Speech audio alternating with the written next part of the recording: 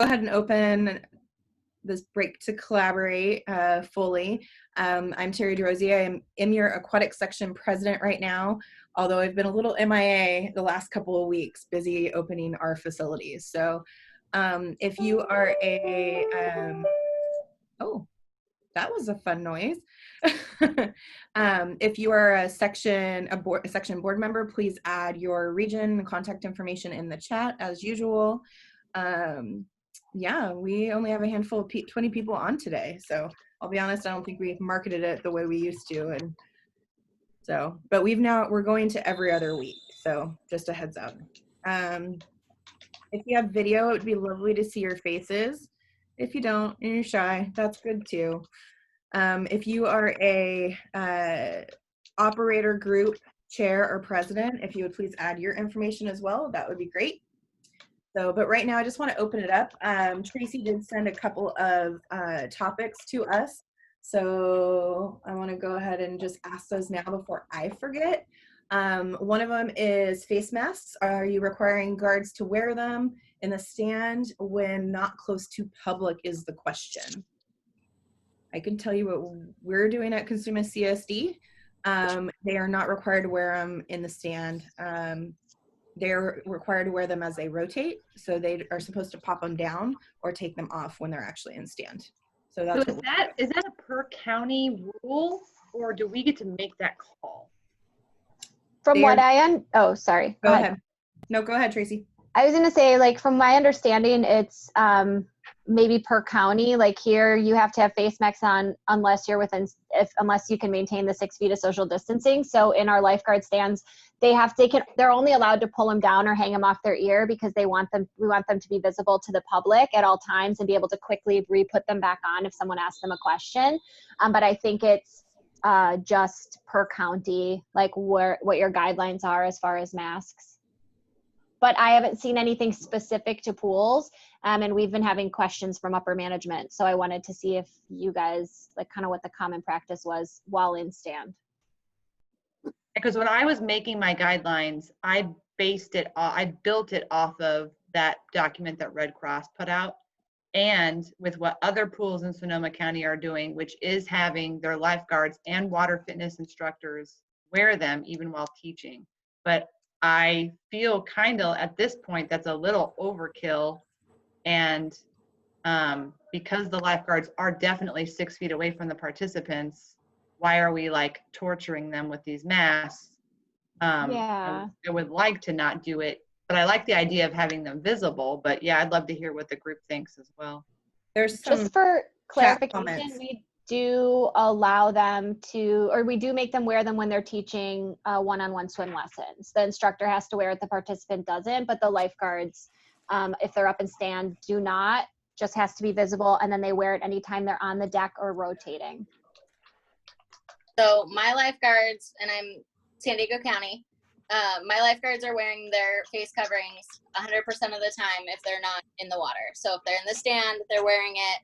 They're in the office, they're wearing it, because even as I did like reopening trainings, the guards were forgetting to put them back on as they came to respond to be like secondary help. So like when they're backboarding, that kind of stuff, and like stuff that they were in close contact with people, they were forgetting to put their face coverings on. So the rule is 100% of the time, face coverings all of the time, just so that way that's not another thing they have to think about getting when like an emergency is happening.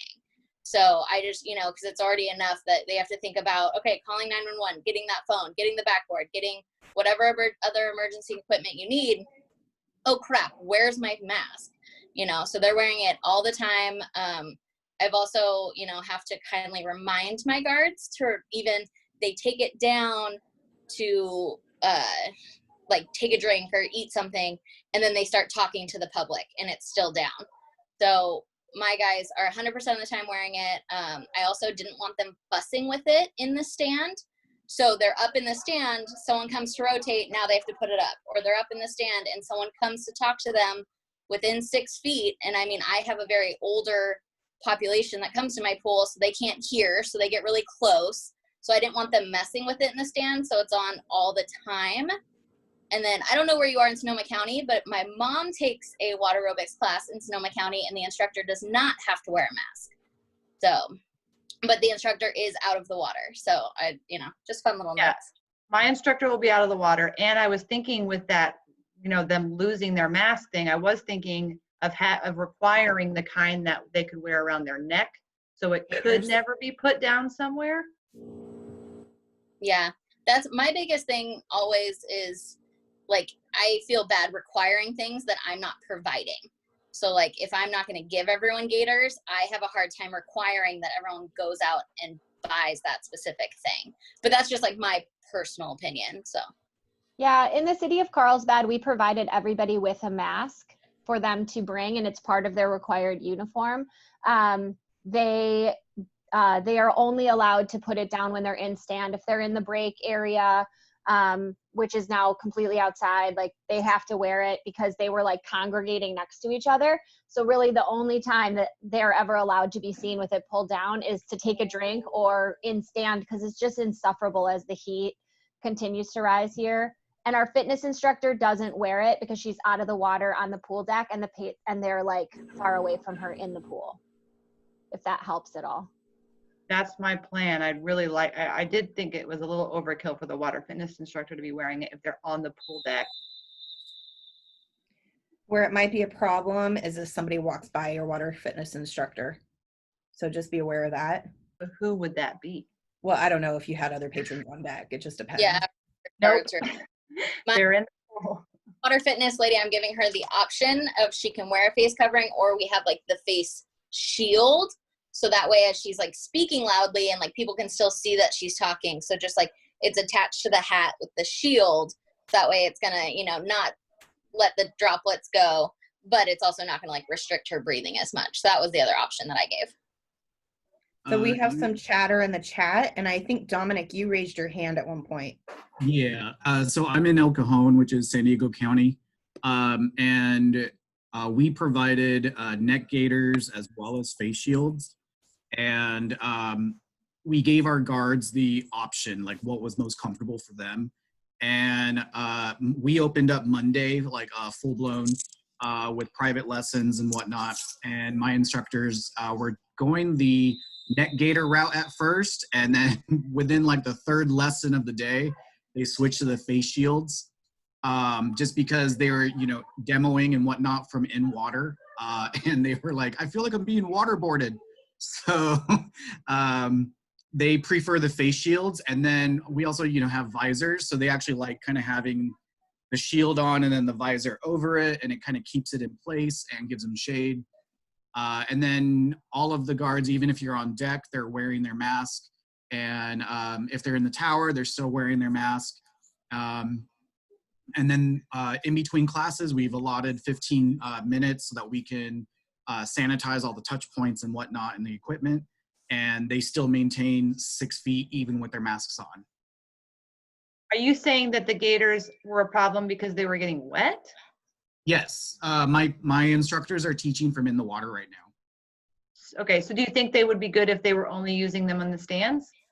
Yeah. Were they staying up? Yeah, for the most part. Depends on the person, because everyone has a different, shape of head, and some of my guards have a very petite, face, and so you can just see like it goes on tight, but then once it gets around the neck, it's just, super loose. And then I have other guys, who are joking that they've got the melon head. So they've got these big heads that they can barely pull it up, through, and then it constricts really tight.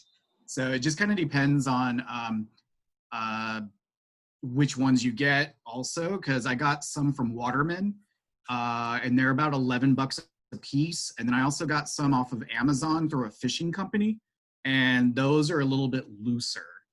So you liked Waterman good? They're actually really good quality. They're like $11, $12 a piece, and I ordered 20 of red and 20 of blue. So my bill came to about $500 with shipping. So, and some people, I was given the okay from my director. So, and then, actually, now that we have These were the ones that were from the fishing company. And I don't know if you guys actually know this brand or not, but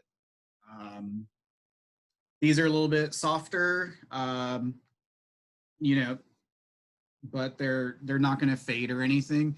The Waterman ones are definitely a little bit thicker. So we just gave, we gave them the option, like whatever's most comfortable for them, because we don't want them to have to be distracted or worrying about it. So if you're comfortable with the shield, great. If you're comfortable with the gaiters, great. If you're comfortable with your own face mask that hooks over the ears, great.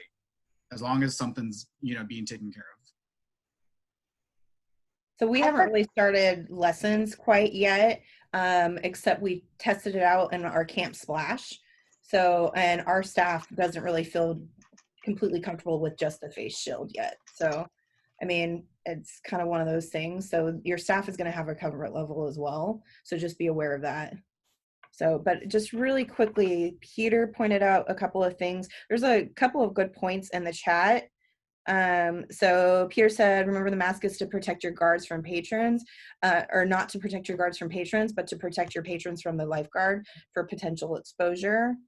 And then there was a question, also protect surfaces from being contaminated on the lifeguard stands. And then Tracy, we're doing the same thing as far as sanitizing every time there's a rotation, every time there's a person change in our stands as well. And then we're also making sure our staff has like their own tube at the beginning of the day. So it gets sanitized, put in a box for the guard. Then the guard can grab it and then they sanitize it at the end of the day along with their air horns. Let's see. Other people have the Waterman masks as well. And I think that's it. All right. Anybody have anything else to say about the face masks and guard staff? So since I'm opening, we're saying all these words and we don't know how it's going to actually work. But so what we're saying for patrons is that they arrive in their face mask, they wear their face mask on the pool deck. We're doing 6-foot socially distanced chairs for their stuff, and that we want them to wear the face mask until they get into the water. So has that been going well, where they just leave their face mask on their chair and then they're getting in their space, and are people staying away from each other, and has that been going smoothly for people? This is Tracy again in Carlsbad. It's been going super well for us here. We're doing 45 and 15, and it's been going so well that I think that we're going to be able to change to 50 open, 10 for sanitation, just because the patrons and stuff are really accustomed to it and really good at clearing the deck. They do have to wear them, like you said, until they get in the water, and immediately when they get out of the water. We do let them in about 5 minutes early to a 6-foot socially distanced corral so that we're not cutting into their time with check-in. So that has been really helpful for us as well, but we really haven't had any problems. We don't have chairs for them. We put buckets with numbers, like Home Depot buckets that are color coordinated to our pool colors, and then they enter on opposite sides. So all of our even numbers are on one side and all of our odd numbers enter on the other. And then the buckets more clearly identify the lane numbers. And then they can put their stuff on top of the buckets. But we removed all the chairs because otherwise people were taking the chairs and moving them around, and they don't want to sit on a Home Depot bucket. I mean, it's nicer than that, but like they're not moving. And we filled the Home Depot buckets with water, so they're not like able to like haul them around and whatnot. And it's worked really, really well. Anybody else want to chime in? Yeah, so here we just had to do, it was a ton of education, and my staff was really hesitant about, like I said, I have an older clientele that comes in, so everyone was really hesitant to how they would be with change, and it went amazing.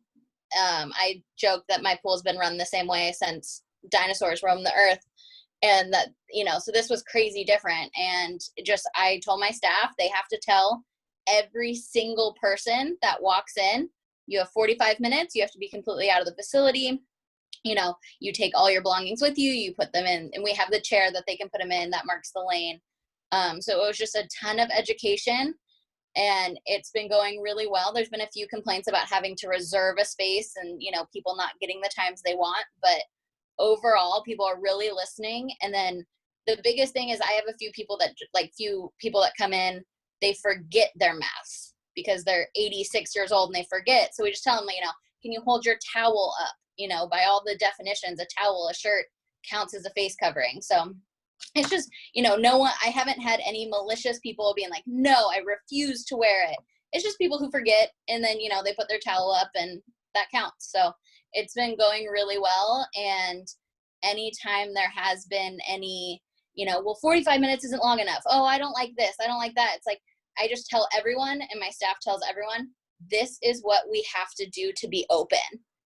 And then as soon as we say that, they go, oh, you're right, thank you, and walk away. So it's kind of just reminding them that this isn't necessarily our choice. Like, this isn't how we want to operate, but we want to do something. And we just convey that to them. And that's been really helpful. And we have advertised that we do not want participants to be wearing masks in the pool. But if someone insists, are you allowing them, or is it like, no, you cannot wear a mask in the pool, it's not safe? I have one participant who wears her mask in the water, but she only water walks in the shallow end. There is no chance she will not get her hair wet. So I am not concerned about her getting it wet. Everybody else is actively swimming or has the chance to go under, so they're just taking them off. So I've only had one patron who wants to leave it on, and yeah, she isn't of no concern of it even getting a little bit wet. So I'm fine with it.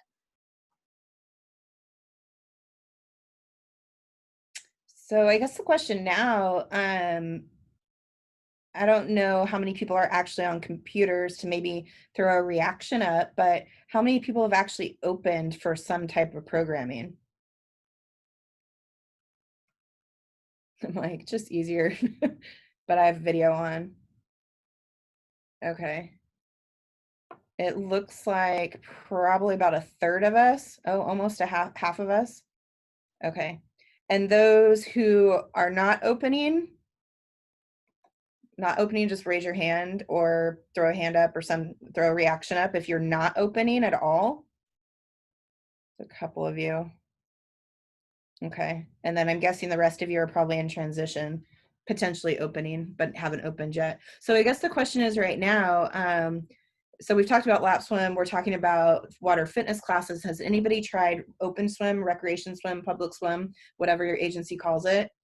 Okay, there's a handful of you guys. If you have, either throw a reaction up or throw your hand up if you're visual. Can I show you guys my plan to do open swim?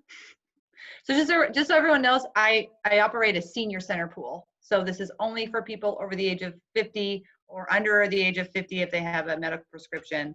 And so I have created these rectangle jails here for them that are a little bit over. Also, as you can see, my pool is super small. So they're about.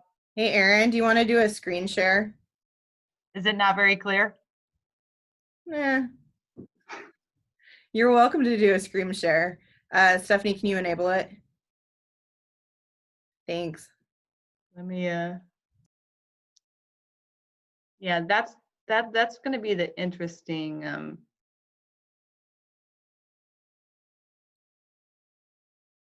I gotta pull it. Have you done a screen share before? Yeah, but I don't have it. I didn't have it open, my computer. Oh, okay. Currently. So it looks, yeah, Kelly says Modesto is not opening.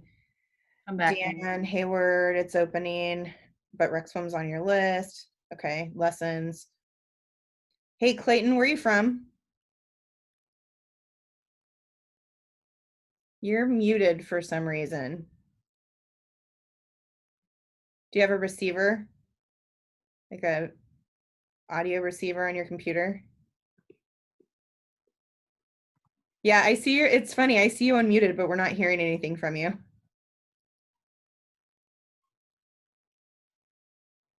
All right, Erin, do you want to do the screen share? Yeah, I'm ready. Yeah, I'm trying to figure out where everybody's from. Tracy, you've mentioned you're from Okay. Carlsbad. So this is my lap swim, which I think that's going to go pretty well. Okay. So this is my water fitness idea. which I kind of did want to show you guys too, because I guess the only thing that is making me a little bit nervous is,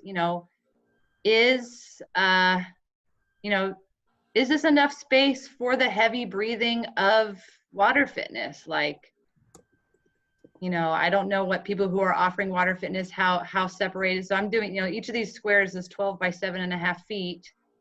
And I've got these extra spaces here. So I've constructed these buoy pool noodle ropes that we're going to test out today. This is still all just a dream. I haven't physically done it yet, but today's the day to make these squares. Part of what we have to practice today is how to get people into these squares, because most of my seniors, as you said, don't like putting their head under the water. But for open swim, the idea is to put the 2 ropes here, so we keep 6 feet distance here, and then they've got the 7.5 here. So each person will be in their own little aquatic jail, with a shallow end and a deep end. So if anyone sees anything alarmingly wrong, please take any feedback you get.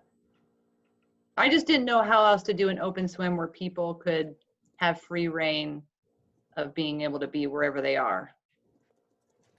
So the one thing that I will tell you is that what we're interpreting for rec swim is that we are like an outdoor open door facility, and it's really up to the patrons to social distance themselves.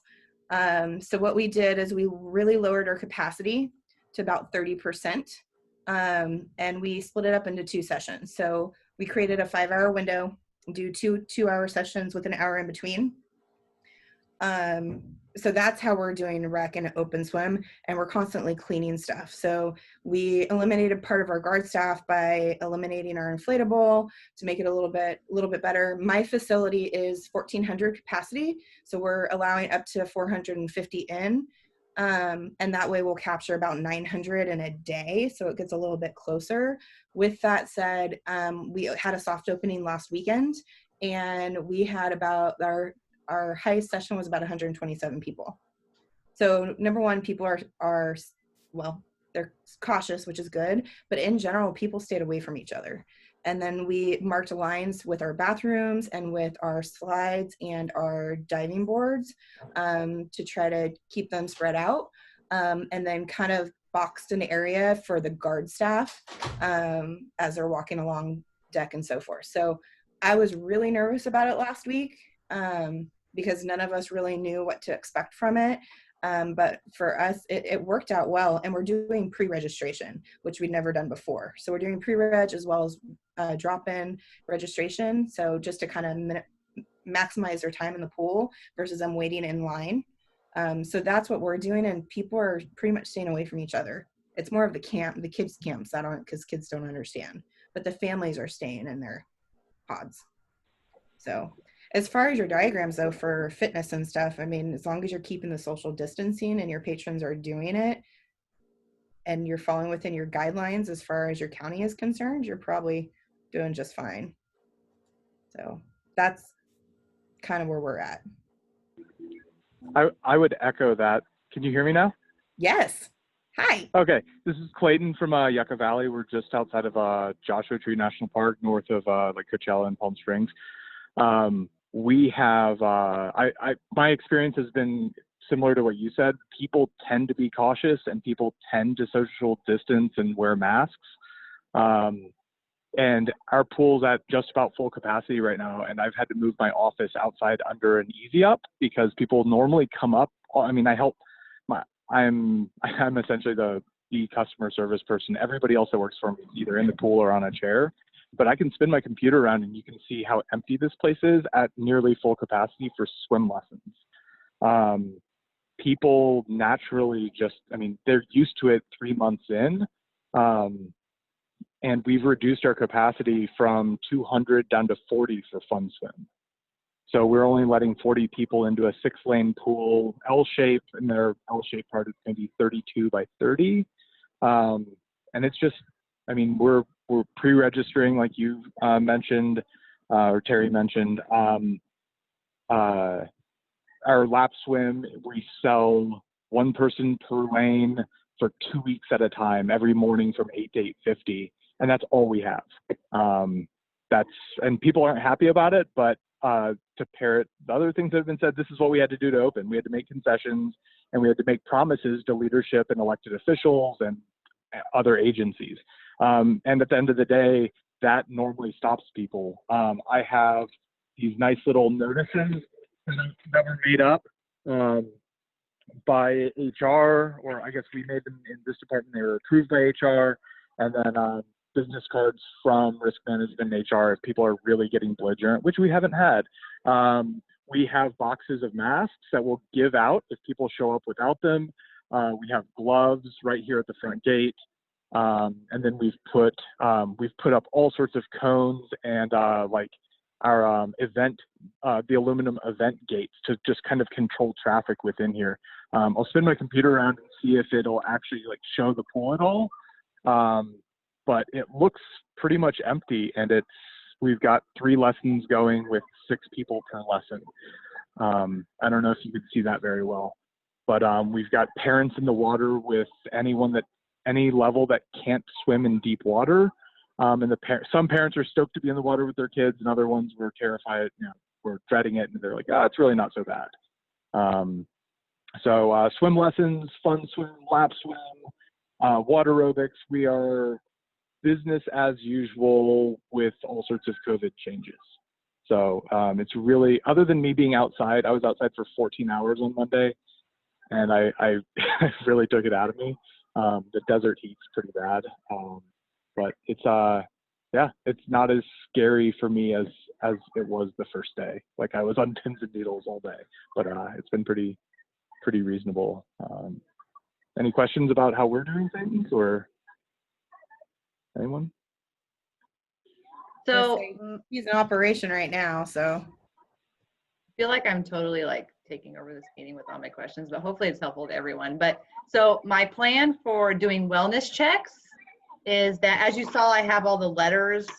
So they'll be standing on their letter, like in that corral that someone else was talking about, outside of the pool gate, 6 feet apart, waiting to come in. And I was thinking a staff member could come by with all the wellness checks questions listed on a sheet of paper, and instead of verbally saying them, just holding them up, having them read them and say yes, then taking their temperature, and then that's how we were going to do wellness checks. But if anyone thinks that is stupid or is doing something better, I'd love to hear that part.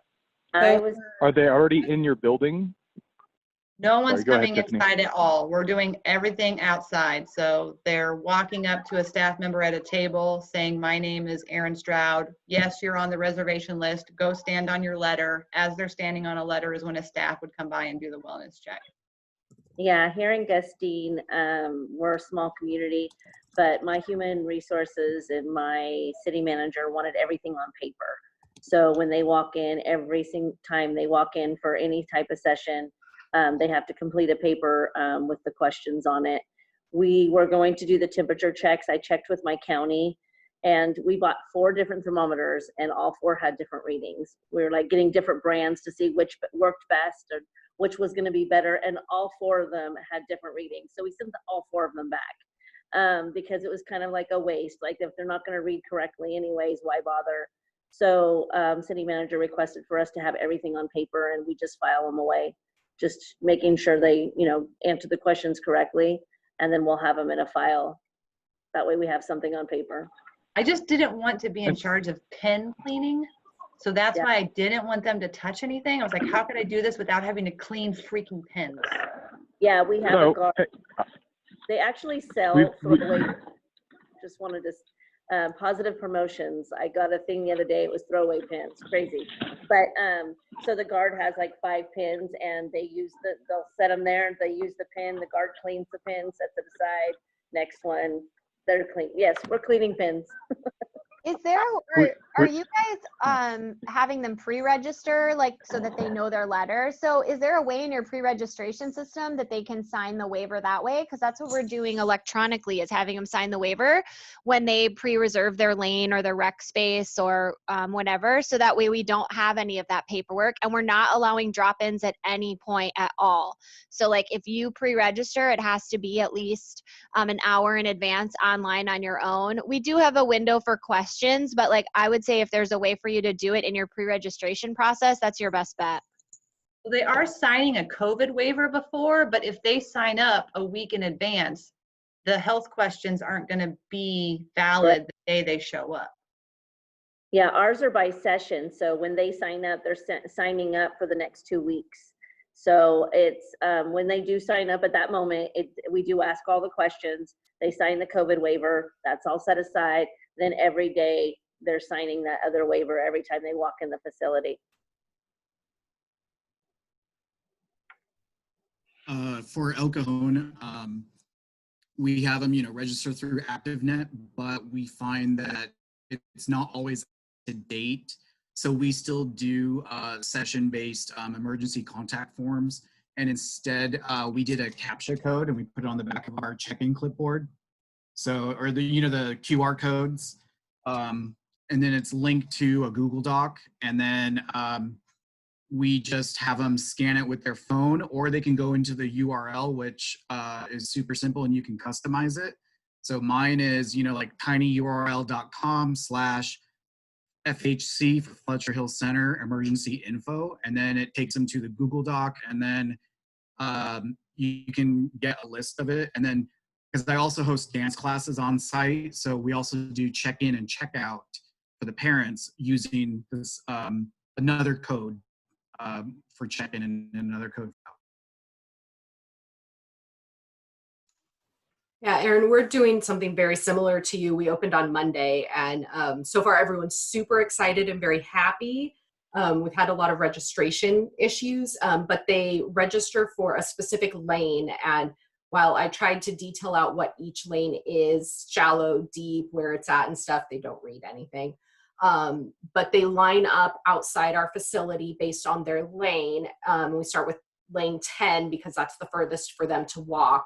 And then a staff member goes out 5 minutes before we open and asks them their temperature and do they have any symptoms. We ask them to take their own temperature before they come, so it puts the liability on them and not on us and the thermometers. And if they didn't take their temperature, we just ask, have they had a fever or feel like they have a fever, and then tell them to take their temperature the next time they come in. And that takes maybe 3 minutes to get through 10, 11 people, sometimes a little bit more if they have 2 members of the same household in a lane. They walk in, they have 45 minutes in the facility, which includes getting in, swimming, getting out, and then the staff clean for about 10 minutes. It really takes, like, we have a pump spray of disinfectant that they just go into the bathrooms and spray really quick. It takes maybe 5 minutes. And then the stair rails and stuff like that. And then they have time to sit and eat and drink and do that type of stuff. And then they go out 5 minutes before the hour and check everyone in again. And we do this from 6 a.m. to 7 p.m. My other hesitation with that temperature checking is, I don't know if you guys have come across this, but yesterday I had 3 staff come for some staff training, and they were outside for maybe, 8 minutes before I took their temperature, and they all were over 100. So then I had to have and I knew it was because they were just hot. So I had to go them inside, let them sit inside for like 5 minutes, and I retook their temperature and they were fine. So I was like, these people are going to be waiting in line and they're going to be hot. So like, I wonder if it is dumb to be taking participants' temperature. That's exactly, we're not doing temperatures for that exact reason. The idea of taking temperatures on a condition of admission was shot down before we got near opening. And part of it is we're in the desert, and if you're out of the sun, it's a little breezy and it feels like 80, but if you're in the sun, it's like 105. So that was shot down early on. And we have signage everywhere that says, if you have any of these symptoms, please do not enter the facility. And if we observe anything, then we address case by case. So Yeah, Clayton just had the key word here, signage. Signage, signage, signage. The best part was when they all came in, they're older ladies and they're all in our Zumba class. They all come in with their masks or covering their faces and they're super careful putting on the sanitizer. And then they all set their stuff on top of each other's. And it was like, okay. So then I had to make a sign that says, please keep your stuff 6 feet apart, you know? So it's all about signage and like just having signs up. So giving them direction really works. I had a small sign that said mask required. I had people walking in without masks. So I got a bigger sign that said masks required. And now I have not had a problem since. So it's all about signage, and check with your county. Our county said the temperature checks. She totally agreed with me that the thermometers are not working correctly because they're outside. You know, this is an outdoor activity. She says they're never going to be correct. So the county said don't. She said that the questionnaire on paper was fine. And we actually put out on our pool deck, we taped 6-foot areas for each lane that people could put their belongings on. And it's confusing until you get in there, but once you get in there, everyone sees, oh, I'm lane 10, here's my box. Oh, I'm lane 2, here's my box. And it's worked out so well so far. We're also just doing one person per lane and then alternating which side of the pool that they enter in. So lane 1 enters on the right side, lane 2, like the odds enter on the right side, the evens enter on the left side. That way they're definitely spaced out, so that's helpful. The one thing that we've gotten recently is a couple patrons think we're price gouging because we used to have a monthly auto pass to where it costs like $45. Yeah. So those patrons are going to require pretty much a phone call. And then also some of them don't like the fact they're the water walkers. Let's be real. They're not the lap swimmers. There are water walkers. They want to share lanes. So it's really, so we've taken a lane out, a lane rope out to allow them to be next to each other, but they're still supposed to socially distance. And it's been okay. It's just really funny when it gets to the price and it's like, hey, yo, cost of doing business. And especially our lap swimming is really a customer service. It's our other programs that offset it, but we can't have those other programs right now. So it's just, you know, you guys want back in.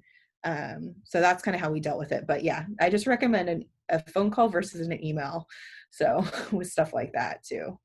I've been trying to explain to them that I can't sell them a pool pass because we don't know the future. Like, I'm not going to get into this refund nightmare of selling these pool passes and then we're going to get closed down in a week. So, but I did lower the price of my lap swim by $1 because I did feel bad because I'm only letting them lap swim for a half an hour instead of an hour. So I feel a little guilty charging $4 for a half an hour of use. But for open swim, I kept it at $4 a drop-in when usually 80% of my patrons buy that pool pass. Yeah, we kept our rate. We doubled our price.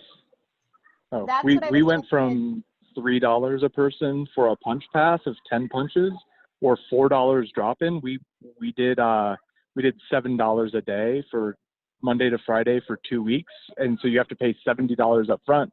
And if you miss a day, it's not transferable. So I'm not playing games where like your sister or your husband or somebody else comes in your place. I mean, for most of our customers, it's a little bit over double the normal price, and it sold out in 30 seconds online when it went live. Yeah, I'll say in Carlsbad, we are giving our former pass holders who we had to suspend their passes when we closed, we're giving them a 25% discount. But and that's automatically applied through the Civic Rec system for everybody that's flagged that was a previous pass member. But we've had some of the similar complaints, but we've had pools in the area, I think like Solana Beach Boys and Girls Club, raise their prices to $10 for the 45-minute swim. We kept our prices the same. So if you didn't have a pass, you're still paying what you were. But if you did have a pass, you're getting that 25% discount. And we've just explained, the price of our operating is still high. And we're losing out on a lot of revenues from the programs we can't have. And so we can't really lower our prices. Sorry. And other people are raising theirs. Yeah, I think you're going to find it all over the map. With our rec swim, though, we used to have two different rates. We used to have a rate, like at both of our facilities, they were even different. So, like adults were $7, kids were $4 for entry. So, under $4, we actually just lowered it $6 across all facilities, and eliminated the 4 and under fee because we are now truncating their 4.5 or 5 hour time to 2 hours. So, I mean, I think part of it is you need to know your community, and those that really want it will come pay. It's kind of a bummer, but you just have to weigh what you're trying to do with your agency too. So. Yeah, we at El Cajon, we modified our swim lessons. We are not a like open swim, rec swim pool, but I did expand my hours because I saw a huge drop in registrations for swim lessons. And right now our swim lessons we're doing strictly privates. It's a 1-to-3 ratio if you're in the same household. So you pay the full price regardless. And whether you have 3 kids or 1 kid, it's the same price. And then our rec swim rec swim admissions is $1 for kids, $2 for adults. It's so basic because it's just something that we never offer. And then we of course do the social distancing. But I'm finding that my swim lessons some are very into it because they want that one-on-one type of lesson. But then there's also my water fitness and I have 2 small swim teams, and they like those sold out. But my swim lessons, I was planning on having 4 instructors per time slot, and I'm down to 2.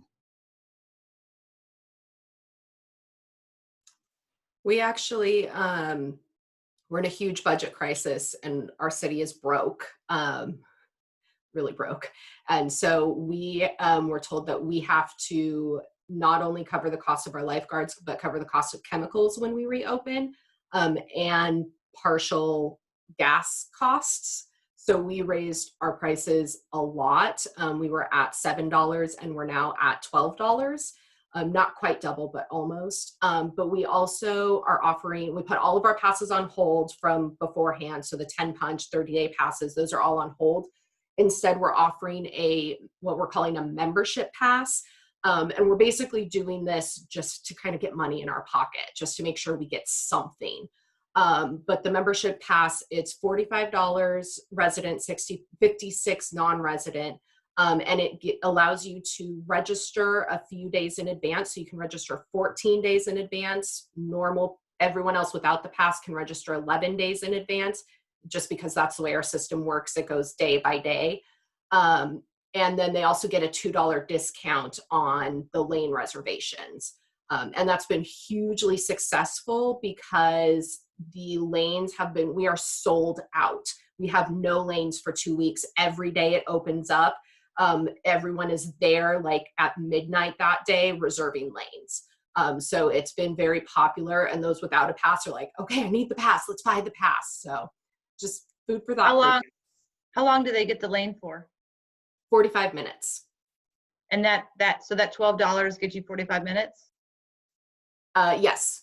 And they have to pay, they purchase the pass and then they have to pay for the lane on top of the pass. The pass doesn't, it's not like a punch pass or anything like that. So they buy the pass and then they have to go in and reserve and purchase the lanes. That was really smart. What system are you using for that? RecTrack. It's the system that we use. And we did the lane reservations by facility reservations, rather than like a program or something like that. And that it's been working out fairly well. The online way to register is difficult, especially if you're not used to online registration or computers. But once you do it a few times, you get the hang of it. Or so I think. Customers don't actually think that. So I've had a couple of private questions. So we use ActiveNet, and for the first time we started using FlexReg specifically for lap swimming. But we actually use Program when we're doing an activity for rec swim. So that way when they're purchasing for rec swim, they can actually purchase a handful of passes at a time. So it's worked out really well for us.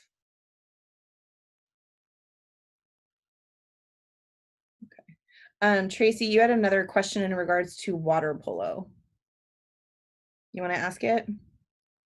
Sure. I mean, I know some of you aren't even open, and I was just wondering, of those of you that are open, how, like, what are you doing for water polo? Do you have any restrictions on them? I know USA Water Polo was saying like everyone should have their own water polo ball.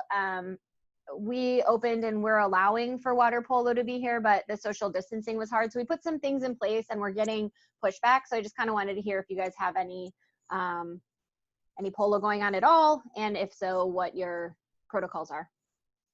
Well, Tracy, what are your protocols? Because I have the same question. I'm getting a master's water polo team that wants to come in and they want to scrimmage and Yeah. play games No. amongst themselves. And I'm saying no. And they Yeah. are very adamant that that's what they're going to do. Yeah, so like absolutely no scrimmages. We originally had it where they could take the lane lines out like they do in practices normally, but now they couldn't socially distance. Like they couldn't, and ours weren't masters, they're like high school and younger. And so it's like they're out of shape. So they couldn't stay above the water, do the skill they were supposed to do, and remember to stay 6 feet apart. It was like too much. So it was like total chaos while the swim team was like, doing. So we've said all the lane lines have to stay in. Our water fitness does every other black lane because we have like a 50-meter pool. So it's 16 feet between each person. So they're allowed to have the water polo teams too are now allowed to have every other black lane so that we could do their side drill without getting probably within 8 feet of the person next to them. And then they stagger them per lane. And then we allowed for goals to be dropped in because they wanted to practice shooting. We're getting pushback on that now too, because they're like, what if they hit their arm on the lap lane? And then I'm like, well, don't do shooting then, I guess. I don't know. Like they couldn't maintain social distancing without us giving them very strict protocols. But yeah, like no scrimmages, it's really just more of conditioning and shooting and drilling. So, but we have one guy who's just having a fit. I don't know. And here in San Diego, it's like you can't have more than 12 people for a practice or whatever that aren't of the same family. Like for camps, that's the rule. So we're allowing them to have even more than that for their practices. So we're already outside of kind of what the guidelines are for camps, but there's no set guidelines for water polo practice from my understanding. So we kind of made it up. Yeah, I haven't allowed our master's team in the pool yet. I wanted to get open and see how things went, but they talked about scrimmaging and that US Masters is allowing them to scrimmage. I said, that's great, but our county is still doing physical distancing, so you can't. And they're very adamant. They want to take the lane lines out, and I don't want them touching the goals, because we'll have to disinfect those. They want to bring balls in. I don't want to deal with that. So I'm not sure exactly what I'm going to do yet, but everything that you said is basically what I'm thinking we're going to do. Yeah, so the other thing is like they originally weren't allowed to have goals. We gave them the goals, but we said you have to sanitize them after each use because it's a touch point and we're busy sanitizing the rest of the facility. So you need to bring your own Clorox wipes or whatever and sanitize that and get them in and out of the pool yourself because we are not going to do that. And then they all use their own balls. Like I said, from what I read a while back, USA Water Polo is requesting that everyone has their own ball, each player, and they only drill with their own ball, but our teams are currently doing that. I do have a follow-up question if anybody would care to answer. Those of you that do have other teams coming in, whether it be swim teams, and you're doing the 45 or 50 and then clear the facility, are you making your teams clear the facility at the same time as the public so that you don't get pushback from the public saying, why does the team get to stay? We currently are, but we're evaluating like what other people are doing if they're making their teams clear. So for us, our teams kind of have a separate time frame that they practice in, and then they actually have their own schedules, and we're requiring them to do wellness checks as their swimmers walk in the door as well. So so really only our camps and our user groups were requiring the wellness checks, but it's a user group, so we can put a couple more protocols on them. But they actually got their own exemption from our county to allow more in a lane than we technically can. So, but we're being conservative right now and keeping it at 2 per lane and not worrying about the household thing. We have a 50-meter pool. That's 25 yards, 50 meter. So it's 18. We have 18 full lanes plus a water alley that they can be in. So we can have up to 36 in the pool at the time. But we have 2 user groups. They split the pool, and they just completely modified all of their practices. Yeah, And- ours totally modified their practices too, and they have 2 a lane. But I'm talking about more like we have mixed use. So we have public doing lap swim in one part and then the swim team doing a practice in the other with 2 to a lane. And when we close at the 45, we make the swim team or the polo team or whoever vacate the facility as well and then let everyone back in at the top of the hour. Because otherwise we have patrons saying like, why can they be in here? After hours, if we have 2 hours of after hour time where it's just no public and we let them stay in the whole time. But I just was wondering if anybody else had mixed use during operating hours and what your protocol was. Yeah, so not currently, and in all honesty, for us, we wouldn't make them vacate because they're exclusively using a specific pool, to where the others would be in our other two pools in the same facility. But I will tell you, for our rec swim, like if they pay for both 2-hour sessions within the day, we make them vacate in between, if that's helpful. Yeah, we do that too. Ours is actually like mixed use in the 50-meter pool. So there are public and groups in the same pool at the same time. So we're making them vacate. Otherwise it's too hard to clear, but I was just looking for feedback. Thank you.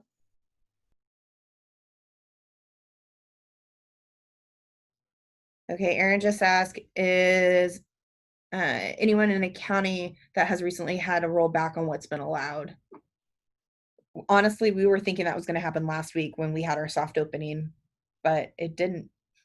I think Napa Cat, they call it now, you're on watch or something, Napa County. Other some kind of, is that what they're calling it, on watch? They're in trouble. Yeah, you get put on the naughty list. That's what happened in Yeah. San Diego. We got put on the naughty list and then we got things suspended because we got on the extra naughty list and now, but they didn't close pools or gyms like Arizona. They just closed bars. So Yeah, Kern County's with you, Tracy. We're bad too. coal in your stocking this Christmas. Coal in your stocking. Mm-hmm. When they closed the bars and restaurants, and as soon as Newsom announced that, I was like scrolling through looking for pools, and it was like, yeah, we're good. I kind of don't mind the idea of that being on the list, but okay, I have another random question.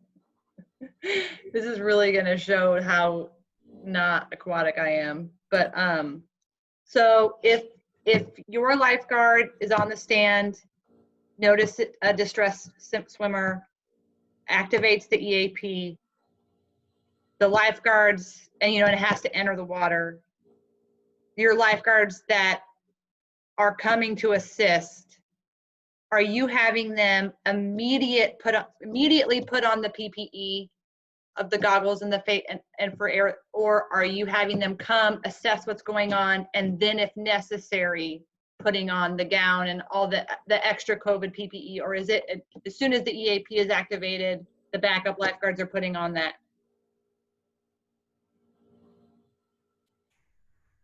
For us, it's as soon as they make contact with a patient, then they have to pull on the full PPE.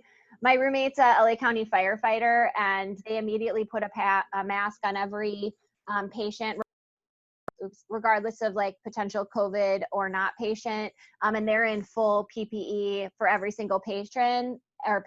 And I feel like if LA County Fire is doing that, then it's good practice for lifeguards to be handling it the same way. And hopefully we're not triggering the EAP that often, but our protocol is to immediately protect ourselves and the patron with all extra gear.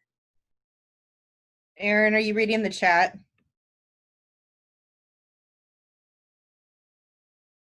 So most everybody PPE is on.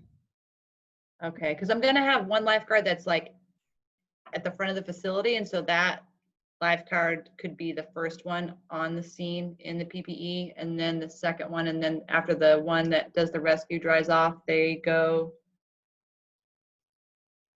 get ready. Well, hopefully there'd be We would extra theoretic- PPE in your crash bag. So whoever's bringing the crash bag to the person that is doing the rescue, you should have the gown, the goggles, everything in there so that your rescuing guard can then don the PPE that's being brought to the scene rather than the rescuing guard going off scene. That would be the easiest way, in my opinion, to get that person, you know, protected. I guess, yeah, keep it on the pool deck rather than inside. We have a Yeah, wet we just team, have dry extras in team our approach. trash bag. Oops, sorry.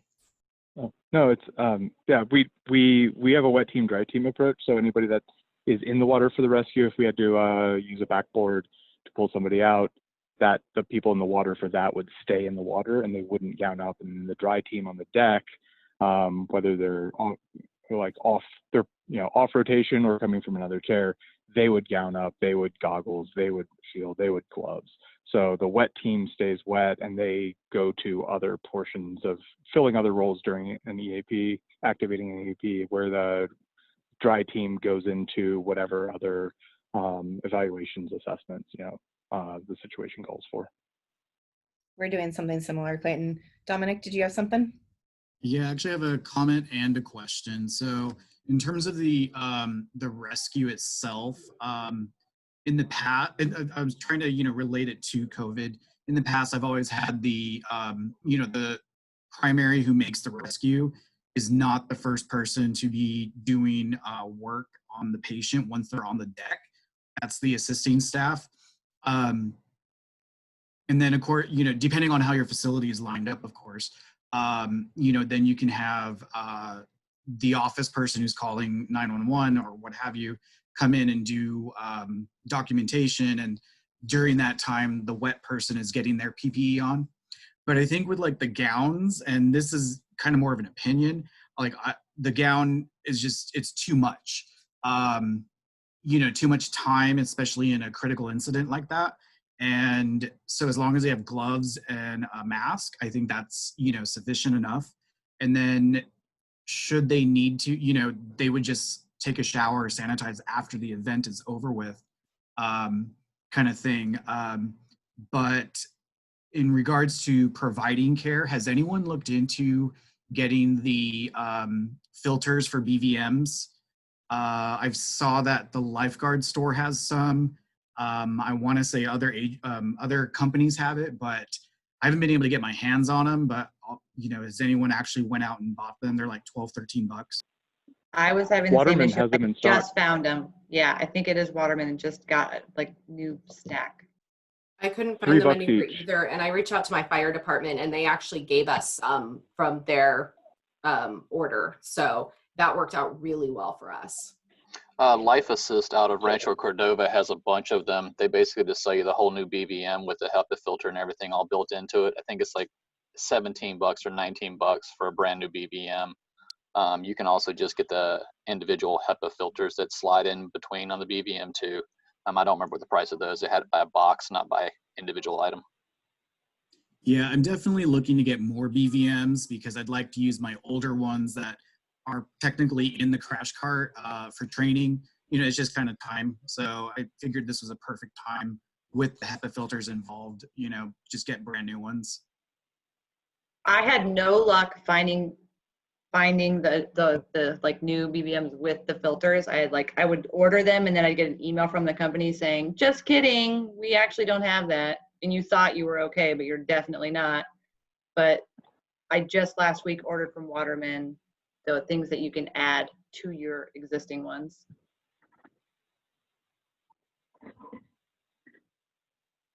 Okay, so we are at 1 o'clock. With that said, I think we can stay on longer if there's more to discuss. I just want to point out to you guys, we're going to every other week. So our next noon break to collaborate would be July 22nd.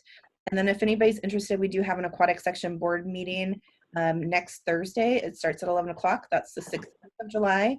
And then all the information is on the new CPRS website if you're interested, or we'll make sure it is if it's not up there quite yet. So our secretary is on vacation, so we want her to enjoy it right now. So we'll bug her next week. So any last minute questions? This is honestly, I feel like this hour has gone fast. I just want to say how much I appreciate all of you, those of you that came on the call whose pool is already open, because I know how busy you must be, but how helpful it is for those of us that haven't opened yet to get to ask you these questions. And so an extra thank you to you for taking the time to be on here, because as our numbers have diminished probably because people are so busy, but so I really appreciate that. And you, Terry, a lot. Oh, thank you. It's all about everybody else in the aquatic community. So we have an amazing one of the things that's come up multiple times just since this call, and it's been happening nonstop for the 3 days we've been open, or 2.5 days, is refunds. Be ready to refund people left and right.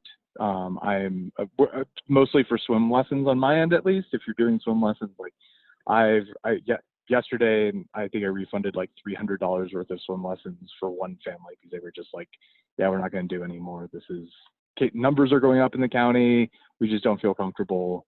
And our leadership was like, yep, the 10-day, if anybody wants to refund because of COVID, like, do it.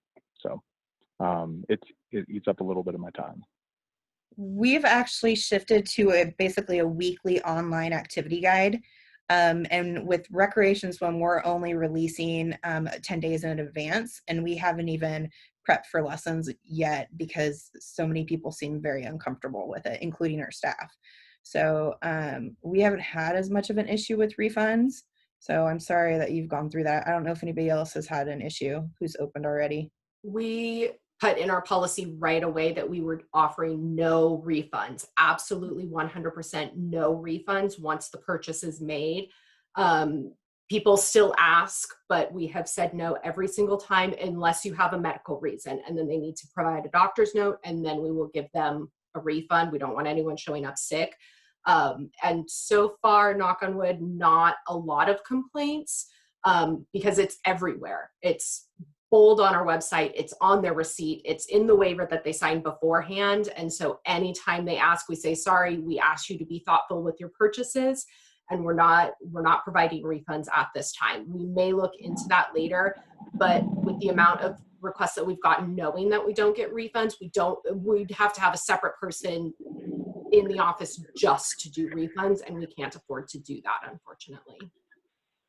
So And to touch on that idea, one of the reasons that we're doing refunds as we kind of like roundtabled it, or like just spitballed the back and forth pros and cons, the potential for somebody that might test positive, or that might be at a point where they're starting to think about going and getting tested. If they can't get a refund, they just be like, I'll just, some people might just decide to come to the pool anyway.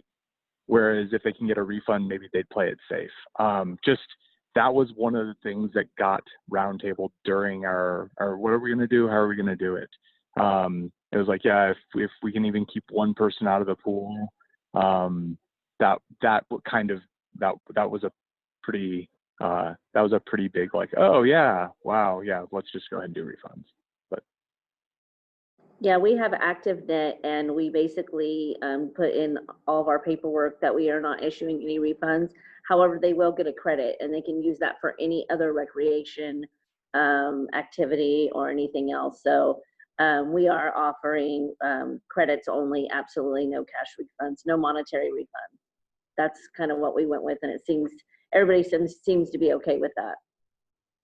Yeah, Beth, I think you're really smart with that. But does anyone else have perfect mind here? Am I alone with perfect mess?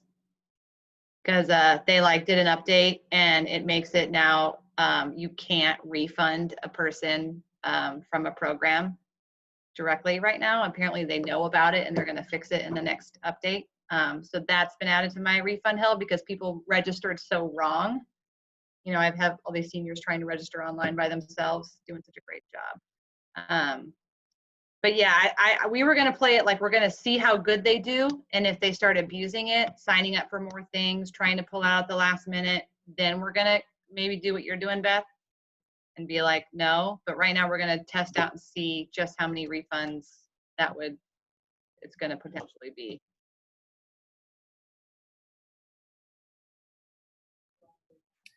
I also noticed Zachary from Red Cross is on the call. I don't know if there's any updates he has to share. No, pretty much things have been the same. I know Josh Rowland from our product team, gave a talk last week at NRPA, and so there might be some follow-up information or documentation with that, but as of now, everything's still the same on the Learning Center. Cool. Thanks, Zach. Yeah, hope everybody has a safe 4th. A lot of fireworks. A lot of fireworks. My dogs were very scared on the 4th. So, all right. Any more questions from anybody? So I popped my email in the chat. I'll pop it in again. You guys can go ahead and send me any topics or questions that you have. Apparently I'm having a hard time multitasking right now. There we go. So any questions or topics that you guys have that we can talk about on the 22nd, welcome to them. Tracy, thank you for sending me those couple today. Is there anything else on anybody else's mind? Oh, hey, Erin, Kelly Sargent, City of Modesto, also has Perfect Mind. Also, really quick, we did our safe reopening plan, and with Erin's comment of how helpful it is to have like people that are open. If anybody wants our safe reopening plan or maps of how our pool is set up for our programming, things like that, like I'd be happy to send you ours, and I can put my information in the chat as well, because I know there's just so much information flying around there that I'd be happy to share with you. Like, and we have it broken down by every single program pretty much of what we're allowing. Tracy, can you email it to me? We'll get it on the CPRS aquatic section, or can you pop it in on the I guess discussion or announcements? Stephanie, what's the best place to put resources? Right now, I think it's just, well, the discussion will email it to everybody, which I don't know that that's what we want to do. We could try to figure it out if we get a copy of it. The other option is we can pop it into our Google Doc and we can post our Google Docs link. So if anybody has any of that, that'd be, send it over, resources. Thanks, Tracy. And thanks, Beth. Beth said El Cerrito has theirs online. Awesome. Cool. A lot of our policies that I'll be sending are also, now that I think about it, like I made them really detailed online so the public could see them. So if you want to just check out our website under Aquatics for the city of Carlsbad, most all of it is pretty detailed, copy pasted from our plan. So yeah. I guess the one last question that I have is really, how is everybody's staff, the staff that's returned, how's your staff doing? We had a positive case amongst the staff members, so that sent a lot of shockwaves through the staff. We had some people in tears because of, fear. We've all been living in our houses. Luckily, contact tracing showed that like we kind of kept it a pretty isolated incident. We did let the public know, just this staff member was never engaged with the public, but just to kind of get ahead of it. So there was no rumors out there. We did put it out there.